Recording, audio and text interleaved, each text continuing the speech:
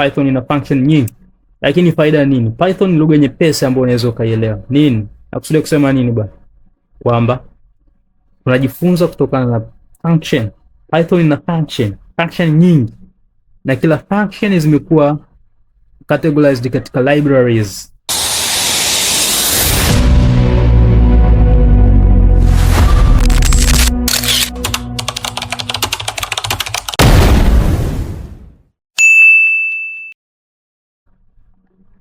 Hello, mambo vipi? Naitwa Mr. Bem.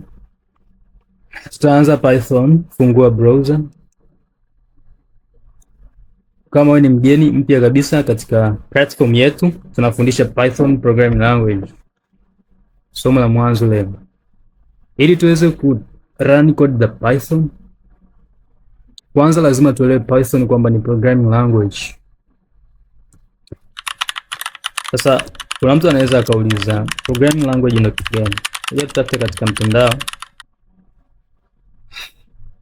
Sasa tukija katika programming language, tutakutana na top programming language.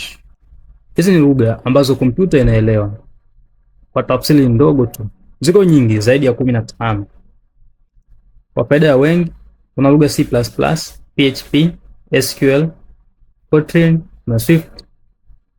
Iko kibao, kuna Java, JavaScript, kuna Go, kuna Python, HTML, kuna Ruby. Ziko nyingi hadi MATLAB. MATLAB inatumika kwa mathematics. Tutaandaa masomo ya MATLAB kimsingi. Soma minimal mathematics. Tutaandaa masomo ya Python. Tutaandaa masomo ya MATLAB. Muda sio mrefu. Programming language anasema hizi ni lugha maalum ambazo zimetengenezwa kwa ajili ya kuwasiliana na vifaa. Kwa ajili ya kuwasiliana au kuwasilisha maelekezo katika mashine. Na mashine ambayo inazungumzwa hapa ni kompyuta. Yes, mathalan kompyuta. Kwa hizi lugha zinatumika kutengeneza software, si kwa Kiswahili nini? Applications, website na kadhalika, mifumo na kuendelea. Kwa hizi ni lugha ambazo zinawasiliana na kompyuta moja kwa moja. Sasa hatuwezi tukaiambia kompyuta kilugha. Wewe lugha gani wewe? Wewe nisikiliza wewe, Makonde? Wala Mchaga wewe unasema. Wala unajua mimi ni Mchaga, Meru. Hatuwezi tukaandika Kimeru kompyuta ikaelewa, wala Kiswahili chako hicho kompyuta haiwezi kuelewa. Upo? Kwa utatumia Python, moja ya programming language. Kwa hiyo inaitwa high level. Tafsiri yake kwamba kuna low level. Ndio. Angalia kwa undani zaidi kadri masomo yanavyoenda. Karibu. Ili tuanze kurun code the Python, andika neno Python, tunatafuta program. Nenda ka download. Kwa download the latest version. Hapa ndo mwanzo wa safari yetu. Wewe kama bado umesinzia, tunakuacha. Ingia hapa, mwambie download Python.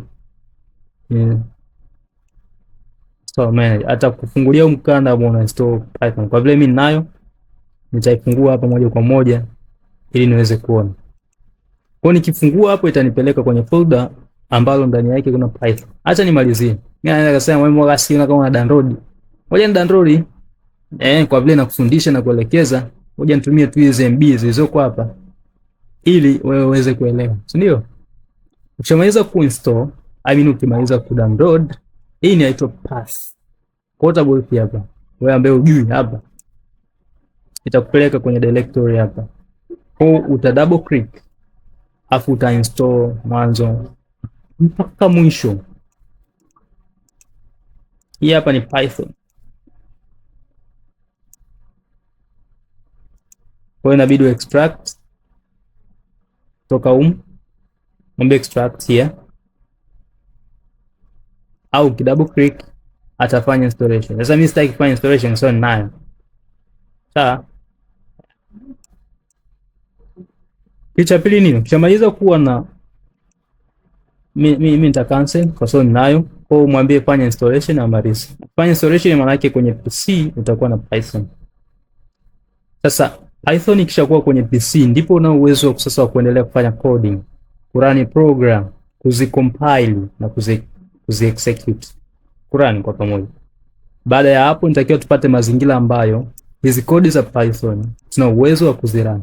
Ndio ni mfano, mimi hapa katika PC yangu nina Visual Studio Code editor.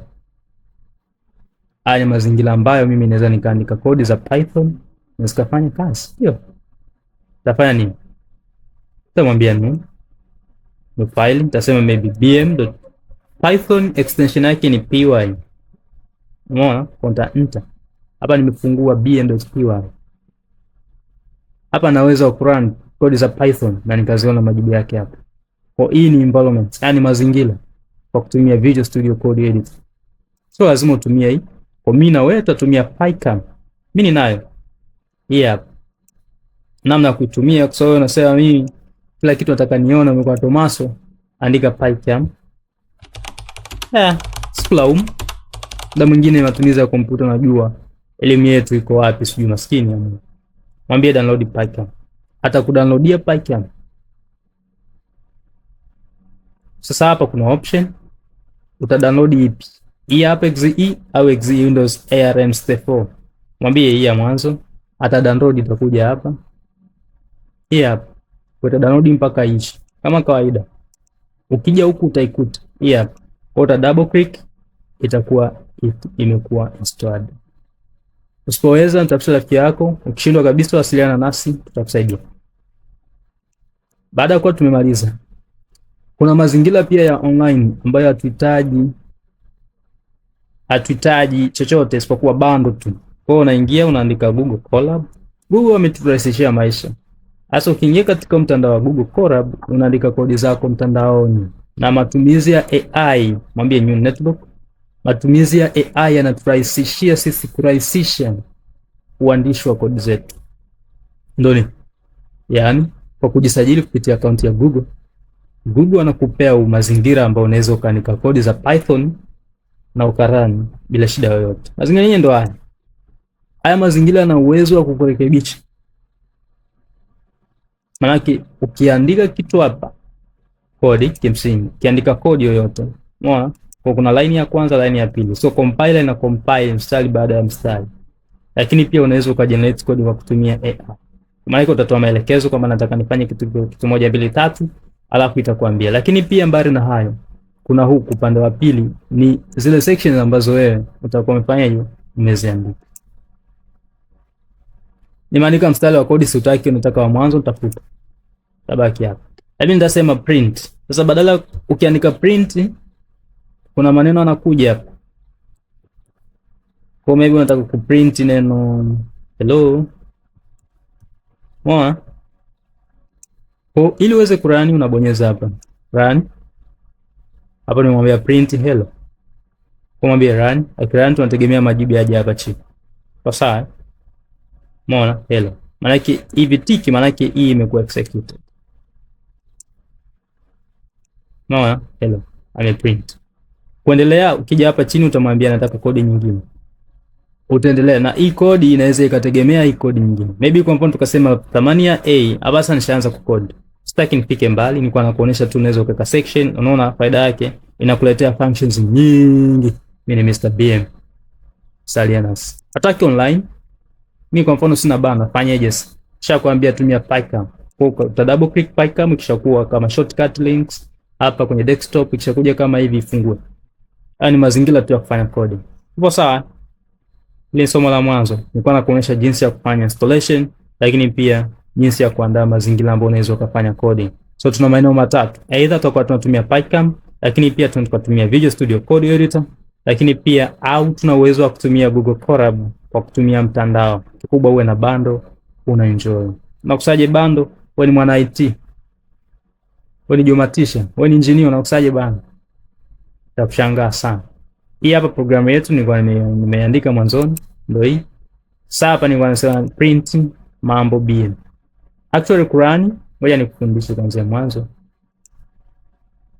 Kwa mtu anaweza kusema sasa mimi najuaje? Mwambie mimi najuaje. Ngoja nifute basi mambo yasiwe mengi. Ngoja watu wana mdomo mrefu. Sasa mimi hapo nini ninafikaje hapo jamani? Kwa delete iondoe. Hamna shida, hata iondoe. So Kutengeneza faili mpya, bonyeza hapa, mwambie new, create new. So far tulianza na kuchagua Python, mwambie Python file. Maana yake ukishachagua ni file gani ambayo unataka, unaona programming language ziko nyingi hapa. Kuna HTML, kuna JavaScript, sio kuna Jupyter. Yani ziko ni SQL file kama unataka file la Jupyter, sio kama kwa ziko nyingi. Mwambie Python, nataka file la Python. Kwa mwambie hii inaitwa BM. So ukishamwambia hivyo, mwambie enter, bonyeza enter. Umebonyeza enter tu jamaa, usikimbie sana. Kwa mwambie nataka tu print tu, taandika program ya mwanzo hapa. Mwambie print BM. Kwa ili tuweze kuprint, utakuja run hapa pap. Ukirani majibu yatakuja kwa chini. Umeona? BM. Kwa kuanzia leo mpaka siku zijazo tutaanza kujifunza coding the Python. Huu ni utangulizi jinsi ya kufanya installation na kuandika program ya mwanzo. Mfumo wetu wa kusoma tutakuwa tunaandika program katika issue tofauti. Sitakufundisha kuanzia mwanzo mpaka mwisho kwa sababu Python ina function nyingi. Lakini faida nini? Python ni lugha nyepesi ambayo unaweza kuielewa. Nini? Nakusudia kusema nini bwana? Kwamba unajifunza kutokana na function. Python ina function nyingi. Na kila function zimekuwa categorized katika libraries. Hicho ndio Kiswahili chepesi na sina lugha nyingine ya kukuambia. Kwa hiyo utajifunza library nyingi, utajifunza function nyingi, hata hii print ni function. Unajua print inatoka katika function gani? So kila kitu nikwambie mimi. Mimi sijasoma IT. So unaweza ukaja mtandaoni, tafuta DeepSeek, mtandao wa DeepSeek, mtandao rafiki sana. Unaweza kukusaidia wewe kujua mambo mengi. Kama hujajisajili DeepSeek ni zaidi ya GPT. Muulize which library do function print found in Python. Kwa nategemea nijibu, mwambie enter. Hii ni AI. Unauliza maswali. DeepSeek ni mtandao mzuri sana. Na unaweza ukaandika coding. Kwa tukimaliza hapa tutamwambia atuandikie Python code ambayo tunaweza tukaicopy na kuja kuipaste hapa alafu ai execute. Kwa baada na search. Kwa anaangalia website tofauti ambazo zinahusiana na masuala ya Python, anasema the print function is. Ngoja kwanza bwana nani? Anasema the print function is a built-in function. Ni function ambayo tayari ishatengenezwa ndani ya Python. Kwa unaposhusha Python tu moja kwa moja siku ya mwanzo, lazima hii print inafanya kazi kwa sababu tayari ishakuwa installed. Ni built-in, maana yake iko ndani ya Python. Kwa kile kitendo cha kufanya installation ya Python, maana yake ndani tumesha install hii function ya print. Umeelewa? Meaning it's available by default and does not require you to import library or module. So sometimes unaweza kukutana na maneno module or library ni kitu kile kile. Maana kuna library nyingi ambazo ndani yake kuna function. Sometimes zingine ni built-in na wakati mwingine ni library ambazo unatakiwa uzimport au uzinstall. Kwa sababu ni built-in unaweza ukaitumia moja kwa moja. And that's why tukasema print blah blah. Umeelewa? Kwa tumuulize example of library and its function with example. Tunataka tuandikie mfano wa library na function na mfano wake na kuaje. So the built-in function no import needed. Kwa mfano print ni function ambayo ipo ndani ya Python yenyewe. Kwa hiyo unaweza ukairun kama hivi. Lakini library function ambayo inahitaji uimport inakuwa na function ya math. Kwa kuna library ya function ambayo ndani yake kuna function ya math. Maana yake hapa itahitaji import, ndio maana tuna import math library. Kwa library ni math ambapo ndani yake tutatumia function mbalimbali. Function ya mwanzo ni print, lakini function nyingine unaweza ukaje ukaziona somewhere. Okay. Tutaangalia siku nyingine matumizi ya hizi libraries na function. Kwa mfano mimi nimecopy hapa kwamba hii ni library operating system interactions. Kwa nataka tuangalie, mimi nimekopi tu, nataka nikuoneshe jinsi ambavyo unaweza ukaendelea kwa coding. Haya, tufungue new notebook and then nataka nikuoneshe the simplest way ambayo unaweza ukafanya kwa kutumia maendeleo ya teknolojia. Kimsingi tumekopi program kutoka katika mtandao wa Google DeepSeek na tumepaste hapa katika mtandao wa Google Colab. Tuangalie, je, ni kweli hii program inaweza ikarani na isipatie makosa. Lakini tutajikosesha, tuangalie ni jinsi gani ambapo tunaweza tukajirekebisha pia kwa kutumia mtandao. Actually, hii program amesema get current working directory. Anasema current directory ni content file existing host. Kwa sababu tunatumia mtandao, so hatuwezi kujua kwamba ni directory gani ambayo tunaitumia sasa hivi. Lakini mathalan ukija